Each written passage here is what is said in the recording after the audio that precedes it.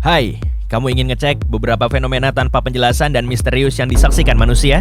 Tentu, yuk kita mulai. Bayangin, terus-terusan mendengar bunyi dengung yang gak bisa dilacak siapapun. Kalau memang mendengarnya, kamu termasuk 4% populasi dunia. Bunyi dengung itu digambarkan sebagai bunyi berfrekuensi rendah yang hampir mirip getaran.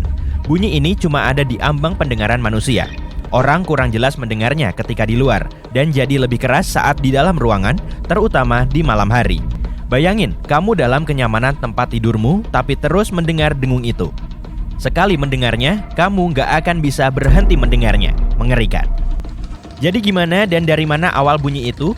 Kasus-kasus paling awal tercatat di Bristol, Britania Raya, dan berasal dari tahun 1970-an.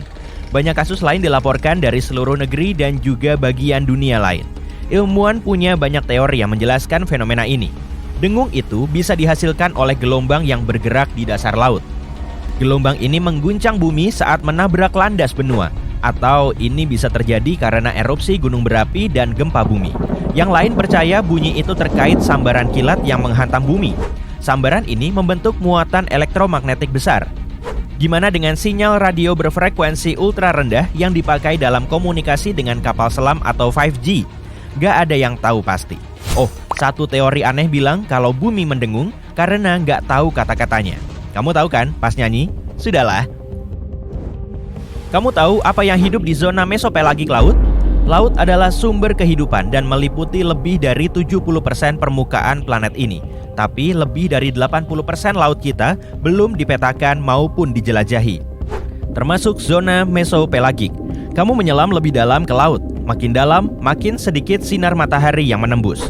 Meskipun sebagian besar laut belum dieksplorasi, ilmuwan tahu zona ini penuh keanekaragaman hayati seperti dunia itu sendiri.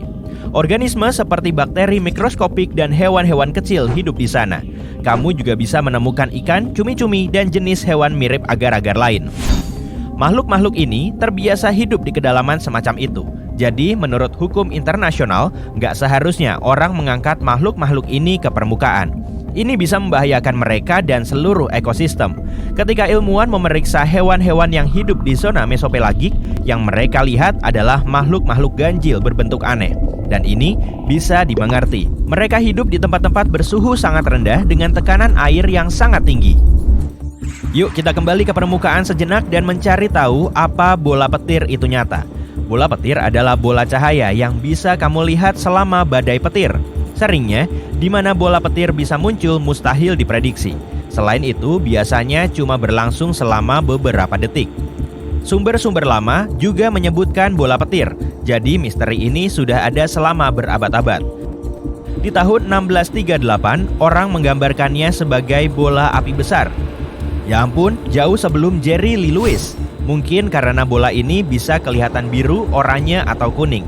Ilmuwan belum tahu kenapa bentuknya seperti itu. Yang mereka miliki adalah teori.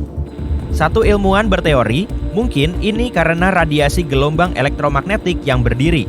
Tapi teori ini dikritik dan gak disetujui banyak ilmuwan lain. Teori paling umum terkait sifat petir pada umumnya.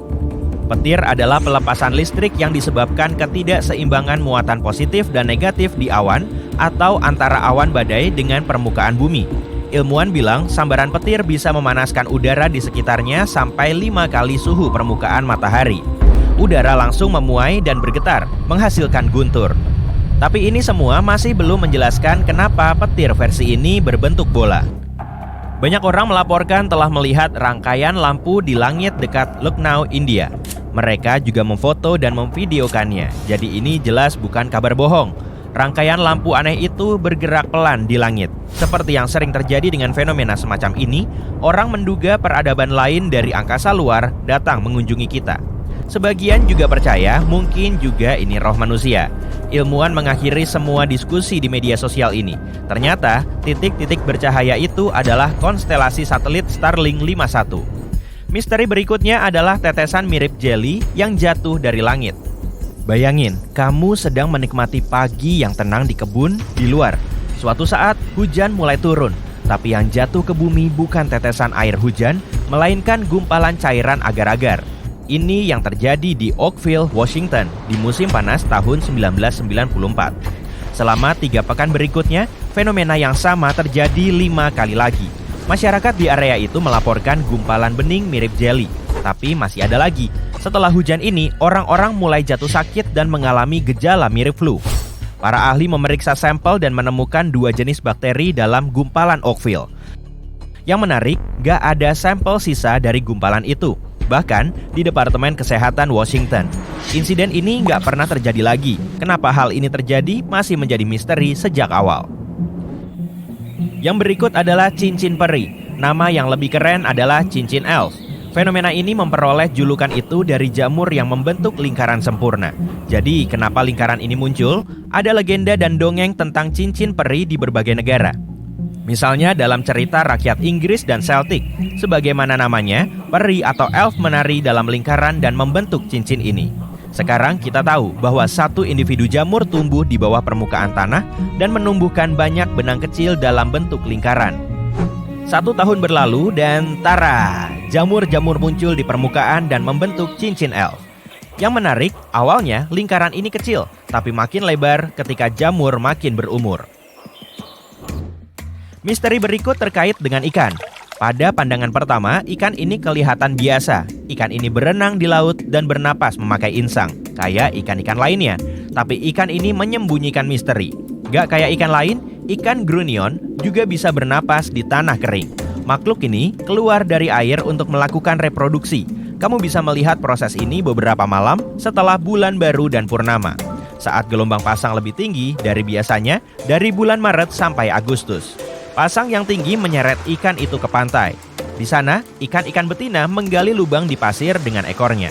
Lalu ikan jantan meringkuk di sekelilingnya untuk membuahi telur. Ini cuma butuh 30 detik, lalu mereka kembali ke laut. Telur-telurnya ya tetap tersembunyi di pasir. Dalam 10-14 hari, ikan-ikan kecil kembali ke laut. Bulan baru atau purnama membuat pasang naik dan gelombang menyapu telur-telur itu kembali ke laut. Gelombang bukan cuma memindahkan ikan-ikan muda ke rumah mereka lagi, tapi juga memecah selaput pelindung telur mereka. Kamu pernah mendengar pohon kehidupan? Bukan film Terrence Malick loh. Ini pohon sesungguhnya yang ada di Bahrain. Orang menamakan demikian karena pohon ini tumbuh di gurun pasir. Pohon ini dikelilingi pasir, tapi ini nggak mencegahnya untuk mencapai ketinggian 10 meter dan hidup selama 400 tahun. Misterinya adalah dari mana pohon ini memperoleh air dan nutrisi lainnya. Gak ada vegetasi lainnya sejauh berkilo-kilometer. Tampaknya, spesies pohon ini bisa beradaptasi dengan cukup baik terhadap kondisi gersang gurun pasir. Pohon ini berhasil bertahan berkat bantuan sistem akarnya yang dalam. Akar-akar itu menghunjam jauh ke dalam tanah dan mencapai air bawah tanah. Pohon hijau besar dengan dedaunan hijau di bukit berpasir kecil layak untuk dilihat. Jadi, area itu telah menjadi atraksi wisata lokal yang dikunjungi kira-kira 50.000 turis tiap tahun. Firasat, indera keenam atau intuisi. Kasih nama sesuai keinginanmu. Ketika memikirkannya, mungkin kamu sadari kalau cara kerjanya nggak jelas. Gimana mungkin kita bisa memprediksi atau tahu begitu saja hal tertentu? Para psikolog juga mulai penasaran dengan hal yang sama. Mereka menyelidiki topik ini dan menyimpulkan bahwa kita cenderung tanpa sadar mengambil informasi tentang dunia di sekitar kita. Jadi, kita memang punya informasi yang diperlukan, tapi nggak bisa menyebutkan sumbernya. Kalau intuisimu ngasih tahu untuk nonton lebih banyak video sisi terang, kurasa sebaiknya ikuti aja intuisimu, ya kan?